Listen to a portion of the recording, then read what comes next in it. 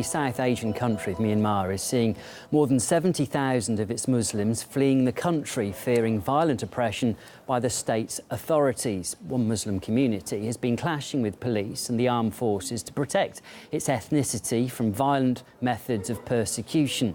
Myanmar's leader has been hailed as a political hero in the majority Buddhist country by some, but there's been plenty of criticism as well, as Nadira Chuda now reports.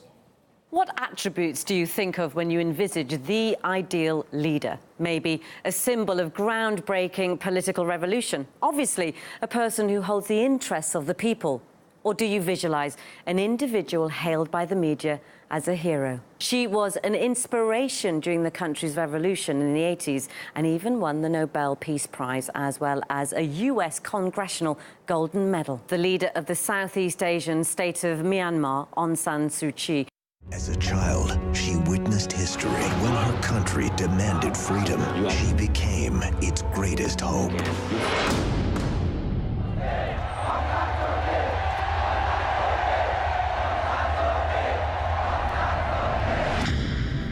Doesn't this sound like democratic perfection? But sadly, reality is far from perfect. While the leader revels in glory, the country is home to what the UN calls the most persecuted minority in the world, the Rohingya, a Muslim community of more than 1 million people. The Myanmar government doesn't recognise them as citizens of the country, effectively making them illegal immigrants. Last year, a series of brutal attacks were launched against the community after it clashed with police, as the minority desperately tried to draw the authorities' attention to their horrific plight. Since then, more than 1,000 civilians have been killed and more than 20,000 internally displaced. Government forces have also been accused of wide-scale human rights violations, arson, rape and murder.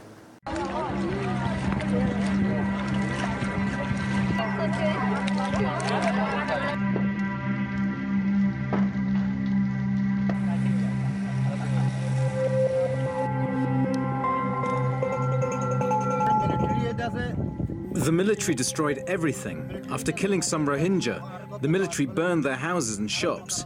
Now there's a danger to our survival. That's why we fled. I can still hear their screams in my heart and my ears. We are really scared. We don't feel safe now. We're very scared as we heard the sounds from here and there. We're scared even when we eat. My heart is beating so fast.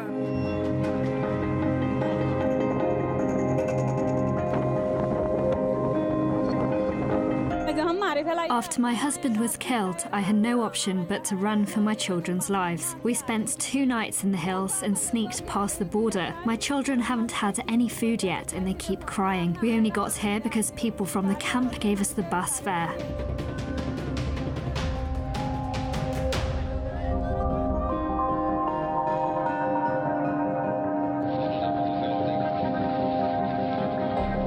Refugees coming across the border, they're coming across the border with bullet wounds, with shrapnel wounds. Quite clearly, this is a scorched earth offensive by the Burmese military. The government has to stop this offensive. It has to basically allow humanitarian assistance and also the journalists into this area. We have to actually see what's happened, because quite clearly, human rights violations have taken place. Western officials have been vocal about the ongoing crisis, including the US envoy to the UN, Nikki Haley, who's urging the need to step in and end the violence. As Burmese security forces act to prevent further violence, they have a responsibility to adhere to international humanitarian law, which includes refraining from attacking innocent civilians and humanitarian workers and ensuring assistance reaches those in need. But the leader is not only making no attempt to stop the violence against the persecuted minority, she has made the situation even worse by posting hateful content online. One comment declares that the Rohingya makeshift army is a terrorist organisation. Whilst the oppressed Muslim minority fights to survive, critics warn the West's old favourite, Aung San Suu Kyi, is doing everything but trying to resolve this deepening crisis. Meanwhile, thousands of people have gathered in the capital of Russia's Chechen Republic in solidarity with the Muslim community in Myanmar. The protests are against the oppression they are facing in the Asian country. Russia's foreign ministry has urged both sides in the conflict to end the violence. There was a huge police presence in the city of Grozny to prevent any trouble among those at the rally. Earlier, a small demonstration was held in front of the Myanmar embassy in Moscow.